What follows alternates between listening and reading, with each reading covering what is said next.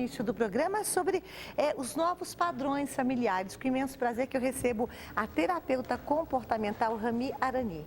Bem-vinda. Muito obrigada por ter vindo também, viu, Rami? Prazer. É interessante que hoje eu estava conversando logo na abertura do programa com a Mama, aquele padrão, né, Rami, de família, pai, mãe, um casalzinho de filhos que a gente vê nesses comerciais de margarina, ele mudou muito. Então você vê mães solteiras, você vê, tá ok? Você vê, por exemplo, mulheres bem mais velhas, casadas com homens bem mais jovens, casais homossexuais que estão também adotando filhos. O que se diria nesse momento que a gente está vivendo? Porque a gente pensa, puxa, a família é uma base, né, que vai formar um indivíduo, né? E mais do que nunca a gente está tirando tudo quanto é tipo de preconceito, de aceitar novos modelos,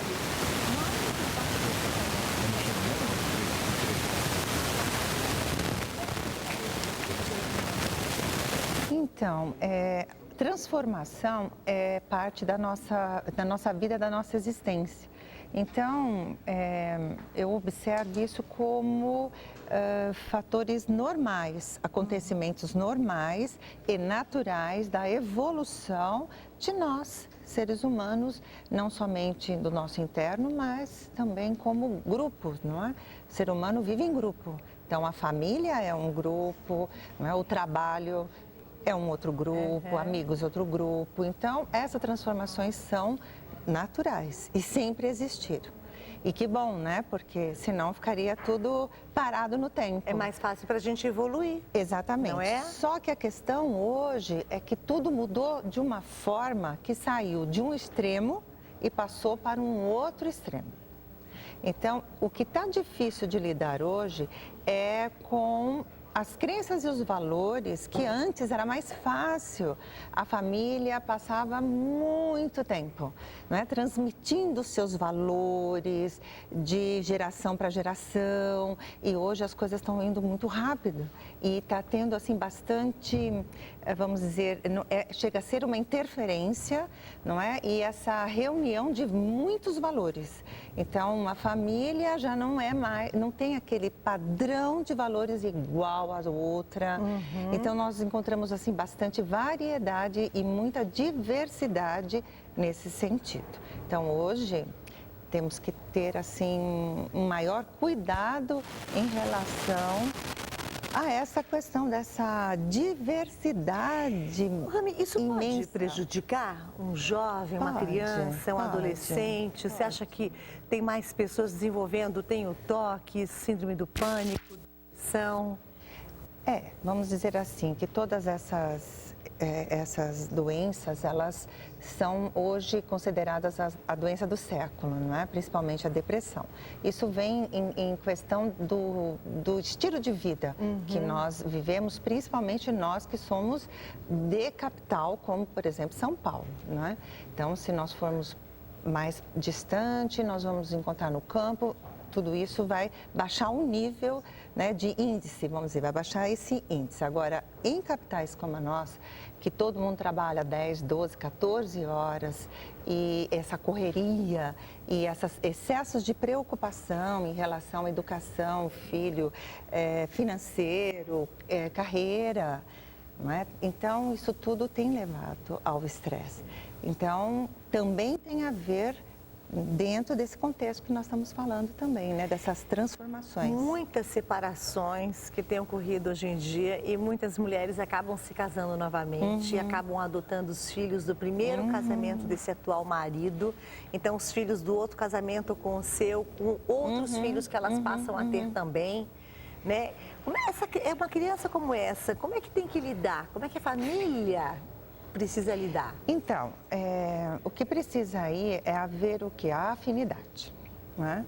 Então, se um casal se separa e se encontra, e encontra novos parceiros e reconstitui a vida, é natural que as famílias vão, né? Os filhos vão ter que ter essa convivência a partir desse novo relacionamento.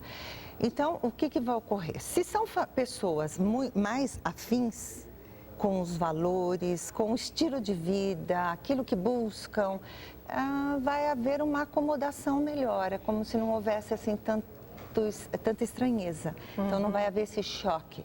Porém, se isso não for nesse sentido, os valores, o estilo de vida, não for assim, nessa fluência, nessa afinidade, aí sim vai haver um choque bastante grande, principalmente para os filhos. Samia, essa nova geração, a gente lê muito isso em jornal, assiste também telejornais. Essa meninada que está vindo por aí está bebendo mais do que nunca se bebeu na vida. Tem a ver com esses novos modelos familiares? Então, tem a ver, porque agora tudo é permitido. Então, hoje, lógico, nós sabemos que nós aprendemos muito com a experiência. Porém, também nós temos condições de saber que uma droga, uma bebida, ela pode nos fazer mal sem a gente precisar provar e levar isso à risca. Mas a juventude hoje está vivendo um momento que é como se fosse, não somente a rebeldia, é ter que provar para si mesmo, ter que experimentar tudo da vida. Porém, isso tem a ver com a questão familiar. Já fizeram algum estudo, por exemplo, esses jovens que se drogam mais, que bebem além da conta, não é beber numa festinha não, gente, não é numa baladinha assim que eu estou falando, mas é beber demasiadamente. Se a gente for ver o histórico familiar, são famílias completamente desestruturadas? Olha, a gente não pode afirmar, né? Nós não podemos generalizar, mas existe uma tendência a haver, sim, uma questão dessa desestruturação dentro da família, mas principalmente a questão da força materna e paterna em relação ao diálogo. E essa autoridade, não é, do pai, essa autoridade da mãe, que hoje os filhos não têm esse conceito, essa visão. Então, por exemplo, eu da minha geração, a mãe olhava, o pai olhava já. Eu também. Já era um sinal que, bom, vamos ficar no nosso lugar, nosso canto. Medo, não é, de punição, havia também questões desse tipo. Porém, hoje, o filho, ele não tem essa visão do pai, essa visão da mãe, não é? Perdeu-se um pouco desse respeito, que é fundamental? É o reconhecimento da origem de autoridade. O pai, ele não vai respeitar um chefe, ele não vai respeitar um professor, não vai respeitar um vizinho, nem o condutor de veículo do lado dele no trânsito. Então, mas isso começa por quê? Porque este ser jovem, tanto homem quanto mulher, não é? Não se respeita. Então, ele não olha verdadeiramente para dentro de si como um ser. Ele não sabe que é um ser que tem potencial, que pode se desenvolver. Então, esse respeito que ele já não tem consigo mesmo, ele também não vai ter com o pai, com a mãe, com o professor, com um amigo, com um namorado, uma namorada. Isso porque também está faltando essa presença de um pai dentro de casa, do pai, da figura paterna e materna. Agora, se essas duas figuras são tão importantes, como que a gente pode entender os dias de hoje, né? Porque aquilo que a gente estava conversando, mães solteiras, casais homossexuais que adotam crianças e muitas vezes dão o melhor de si para aquela criança. A própria mãe solteira também tem um amor por aquela criança, né? A mulher que casou de novo e pegou os filhos do marido com o primeiro casamento mais os dela. Que conselhos você daria?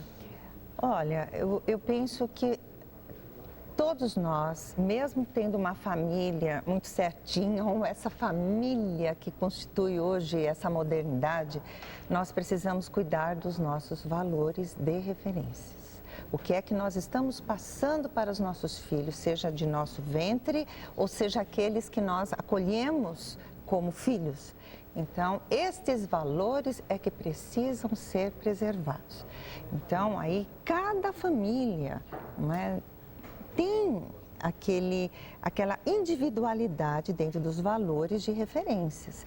Então, nós não temos famílias exatamente iguais, temos famílias que por afinidade frequentam determinadas, sei lá, grupos religiosos, grupos filosóficos, caminhos, não é? Isso aproximam pessoas que têm a mesma as mesmas ideias, os mesmos valores. Mas, independente disso, não estou entrando em questões de moral, no sentido de religião ou não. Cada família sabe o que é necessário ser preservado.